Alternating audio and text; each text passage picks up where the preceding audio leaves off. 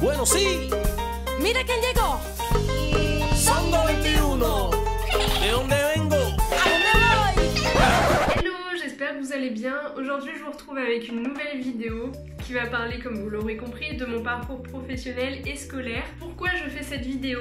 C'est surtout pour pouvoir informer et aider les personnes qui ont un but professionnel dans la vie et qui pensent que à cause des discours des professeurs ou du parcours classique qu'on trouve sur Onicep ou autre, elles ne vont pas y arriver. Je vais vous parler de ça parce que justement ça a été mon cas. J'ai failli abandonner ce que je voulais vraiment faire. Je sais que dans ceux qui me suivent, il y a des personnes qui travaillent et qui ont quitté l'école depuis un bon moment. Il y en a d'autres qui sont tout juste en train d'arriver vers le post-bac et il y en a d'autres aussi qui se posent des questions et qui sont un peu perdus par rapport à leur avenir professionnel. Ça fait pas mal de temps que je voulais vous faire cette vidéo parce que en fait je suis en train de préparer tout ce qu'il faut pour pouvoir trouver un boulot pour septembre. Du coup mes études se terminent en septembre, ça y est, ça sera la fin. Et donc je fais également cette vidéo pour pouvoir vous parler un peu plus de ce que je fais dans la vie tout simplement. J'espère que cette vidéo sera assez claire. Normalement c'est chronologique donc je devrais y arriver. Mais il y a beaucoup d'éléments dont j'aimerais vous parler. Je vous laisse avec la suite de la vidéo et j'espère que ça vous intéressera.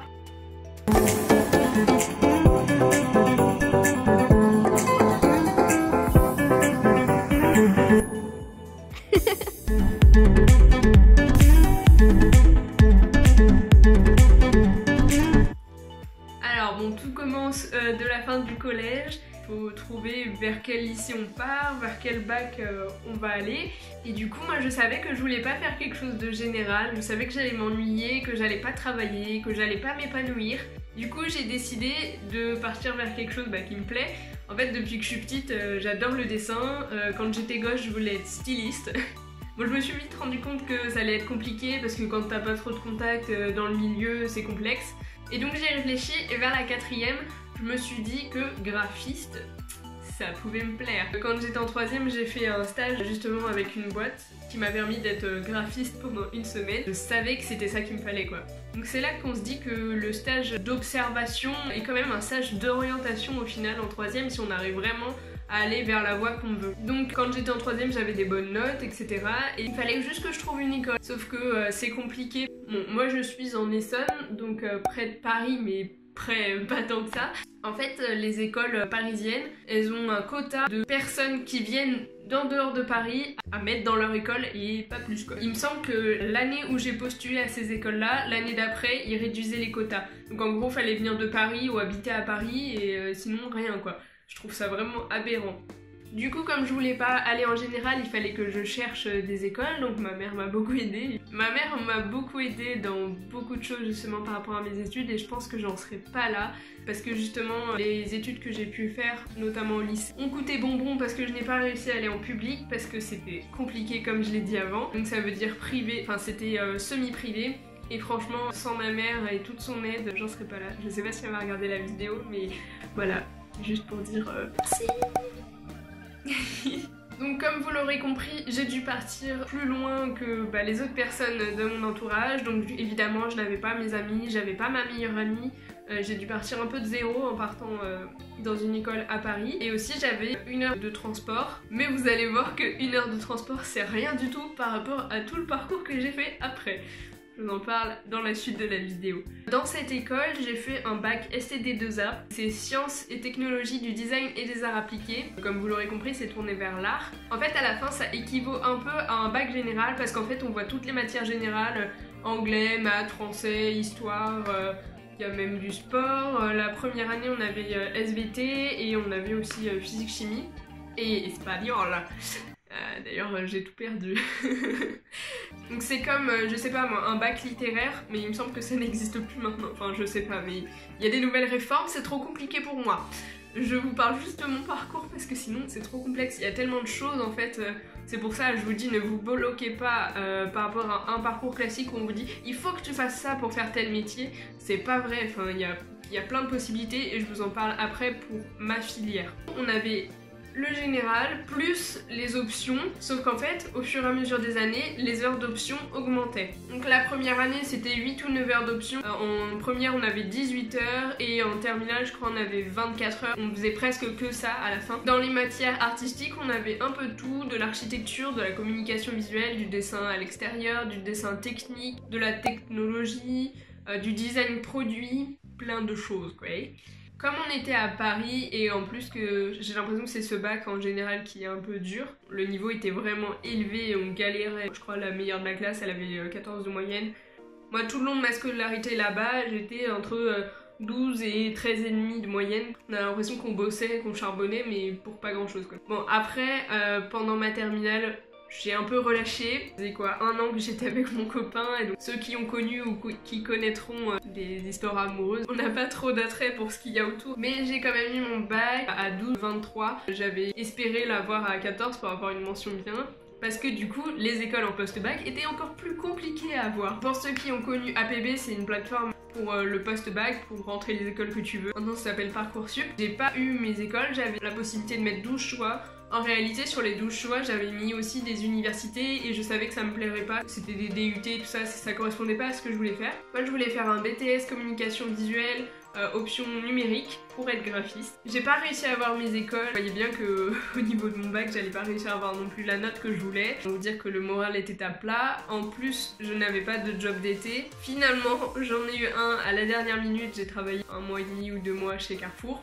Ça m'a bien aidé, première expérience, ça faisait du bien. Je pense que s'ils avaient voulu nous aider pendant ce bac, ils auraient dû nous faire un stage, nous permettre de voir d'autres professionnels et qu'ils puissent nous dire leur parcours à eux pour qu'on se dise bah oh là là, si j'ai pas ce BTS là, je vais pas y arriver. Alors qu'en fait, si, tout est possible. Cette fin d'année très galère, j'ai fini par réussir à avoir une école en procédure complémentaire sur APB. C'est les écoles qui ont encore de la place et peuvent t'accepter. Je suis rentrée en BTS design de communication espace et volume. Là je me suis dit dans quoi je m'embarque. Mais en fait dans la classe où j'étais, la plupart des gens étaient là par dépit, donc soit parce qu'ils voulaient faire un BTS design d'espace, soit parce qu'ils voulaient faire un BTS design de communication comme moi. Il y avait sûrement d'autres choses mais en gros dans la classe, il y avait 24 je crois au début.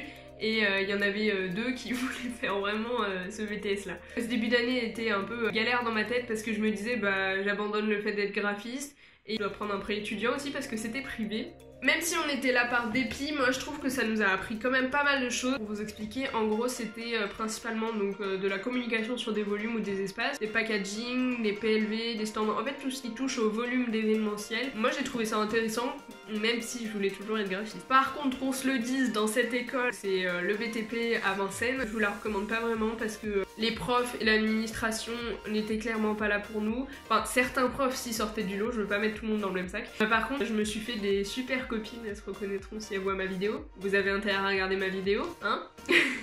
À la fin de la première année de BTS, il fallait faire un stage pour valider son année. Du coup, j'ai cherché un peu partout et au final, j'ai fait 2 stages. J'étais contente, ça apporte toujours du plus de voir différentes choses. Il fallait que ce soit en rapport avec mon BTS. J'ai fait un stage dans un atelier de packaging qui se faisait à la main. C'était une toute petite entreprise, on était 17 ou 18. Ça m'a appris plein de choses sur les différents métiers qui composent une chaîne pour faire des packaging, notamment de luxe là. Aussi, ça m'a apporté plein de choses parce que l'équipe était vraiment top. Par contre, le travail, ça ne correspondait pas du tout, c'était trop répétitif, pas assez créatif. Après ce stage-là, j'ai fait un stage dans une agence de communication, justement où j'étais graphiste, donc là c'était cool parce que j'ai fait un stage en complément en fait pour me permettre peut-être de me diriger vers ce que je voulais, grâce justement à des connaissances. Comme quoi, il y en a qui critiquent un peu le piston, mais bon, quand c'est pour un stage de 3 semaines, est-ce que c'est vraiment grave ?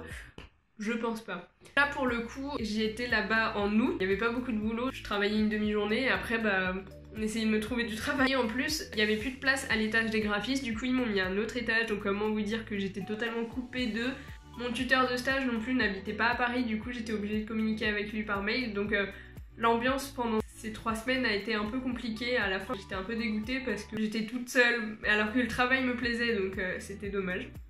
Et en plus, je faisais 2 heures de transport, toujours plus. Le stage d'avant, c'était 1h15 et là, c'était 2 heures. Je peux vous dire que ça pique, hein, parce que du coup, tu rajoutes 4 heures dans ta journée au final. c'est assez violent. Donc ma deuxième année de BTS s'est bien passée, je l'ai eu à 13,5. Bon, c'était assez compliqué, franchement il y a beaucoup de travail, surtout parce qu'on avait un projet professionnel, donc en fait on avait un projet à gérer nous-mêmes tout seul du début à la fin et qu'on devait présenter à la fin de l'année, plus toutes les épreuves qu'on avait en fait. Il y a des épreuves, c'était vraiment chaud, notamment des analyses de marque où on était 8 heures sur table ou des propositions suite à cette analyse de volume de communication. C'était pareil 16 heures sur table, enfin c'était vraiment hyper violent, mais bon voilà, il fallait passer par ça. Et il me semble maintenant que ce BTS a été transformé en DNMAD. Alors en gros pour vous expliquer, dans ce BTS il y avait des personnes qui venaient de différents horizons. Les haricots. Ils venaient de plein d'études différentes, donc il y avait des personnes qui avaient fait des bacs généraux et ensuite qui avaient fait une année de mise à niveau en art appliqué, ça s'appelle une MANA. Tout le monde était au même niveau, pas vraiment parce que du coup on n'a pas eu les mêmes études, mais en gros tout le monde peut aller dans ce BTS là grâce à ça. Il y avait aussi des bacs pro qui avaient accès à ce BTS là, mais ça c'est pas pareil pour tous les BTS. En tout cas pour celui-là c'était accessible. Maintenant ce BTS a été transformé en DNMAD, c'est-à-dire que l'année de mise à niveau d'un an a été inclus dans le BTS, donc en gros tu te tapes 3 ans peu importe d'où tu viens. Ça je trouve ça vraiment dommage. Après ce BTS j'ai voulu soit tout arrêter. En fait j'ai besoin d'indépendance, j'ai besoin de pouvoir être utile. Pour moi les études quand c'est pas en alternance me sont inutiles et c'est trop théorique, je pète des câbles à un moment donné. Du coup c'était soit j'arrivais à intégrer la licence dans laquelle je suis aujourd'hui. En réalité, je suis en mode réjoui alors que en fait c'est de la merde dans ma licence. Soit j'intégrais cette licence, soit j'arrêtais les études. Quand j'ai appris que j'étais admise dans cette licence, j'ai charbonné pour trouver une alternance. La licence, c'est la licence création et gestion de projets multimédia. En réalité, elle me permet d'être graphiste par la suite grâce à mon alternance. Mais en fait, elle est hyper large. Dedans, il y a des personnes qui viennent de design comme moi. Il y a des personnes qui viennent de développement, donc c'est ceux qui font du code pour les sites, etc. Il y en a qui viennent de communication, donc tout ce qui touche à l'éditorial, aux réseaux sociaux, etc. Et il y en a aussi qui viennent d'autres formations qui n'ont rien à voir avec ça en fait. Du coup on survole les choses, il y a des choses que par exemple dans le design j'ai déjà vu, donc franchement ça m'avance pas grand chose. Il y a que en montage vidéo où j'ai appris des choses et c'est pour ça que j'ai encore plus poussé la chose de mon côté. Et en plus le cours de montage vidéo est terminé.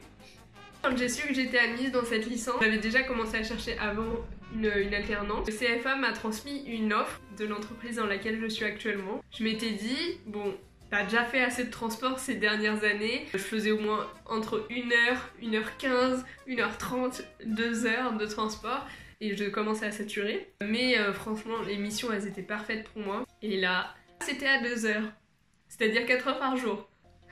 Et qu'est-ce qu'elle a fait, Mathilde ? Bah, elle a postulé, hein. Non mais vraiment l'émission me correspondait totalement au niveau de mon boulot. Je me rends compte que je prends confiance en moi petit à petit, je suis épanouie. En fait je touche à tout donc forcément je m'éclate quoi.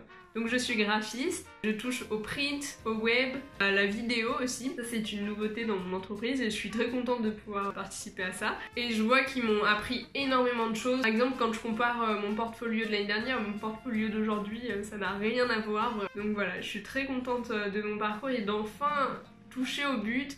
Ma soutenance est en septembre et du coup je compte essayer de trouver je compte trouver du travail pour la suite direct après. J'espère que j'ai pas été trop bordélique parce que c'est vachement compliqué en fait, j'ai tellement de choses à dire sur toutes mes études. C'est un peu dur de résumer 6 ans en 10 minutes. J'espère aussi que cette vidéo ne sera pas trop longue. On verra. Si vous avez aimé cette vidéo, bah, n'hésitez pas à l'aimer justement et à la partager parce que je pense que ça peut aider certaines personnes à trouver leur voie, à ne pas se démotiver pour réussir et aller jusqu'au bout. Tout est possible, peu importe d'où on vient. Je vous fais des bisous, à la prochaine.